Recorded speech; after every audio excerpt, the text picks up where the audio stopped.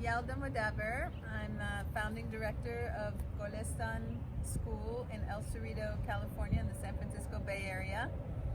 We came back on campus after the shelter in place on June 22nd with our preschool and summer camp programs for elementary, middle school, and high school kids. We set up an outdoor classroom on our blacktop for our summer campers, and our preschools have indoor-outdoor spaces that are very healthy and lots of fresh air flowing through. I'm going to take a moment to share with you some of the elements of the outdoor classroom that have worked and have been really engaging for the kids while also safe. We use these hay bales for seating, and they're very inexpensive. It's $10 a bale, and you can use them in many ways. You can put them in a playground to create play structures and play tools to play around. You can use them to separate spaces, or you can use them for seating. There's lots of open space for them to spread out in. There's fresh water over there, and these canisters where they serve themselves water. They wash their hands over there in these outdoor-ish bathrooms before they come into the camp area.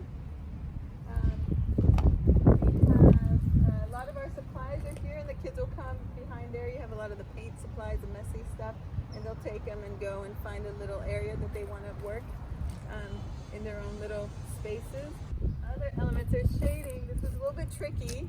The shade has been our biggest challenge, and we've gone through a lot of trial and error in creating safe shaded space.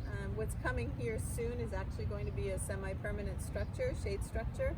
But for now, we got a bunch of sails and attached them, and so we have these low-lying sails. My advice to people is for kids not to attach things too high, attach them lower at a kid's scale, and also it'll provide you with more shade than if you have a shelter way up high.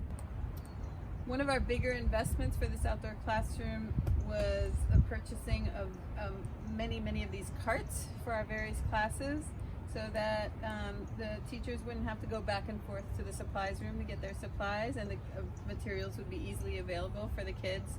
And some of our materials are standard school materials.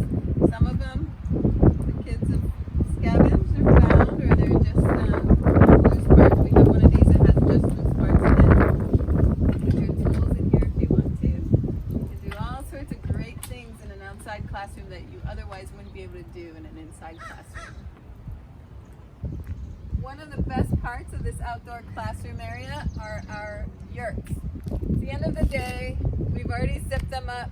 They're closed up, but I'll give you a little sneak peek inside of one of them. While they're being used, those sides come up, those panels come up, so it's basically a floating ceiling for the floating tent. So air flows through constantly. There are 2 entrances to each yurt. And then we fill them with rugs. Each child has an individual basket.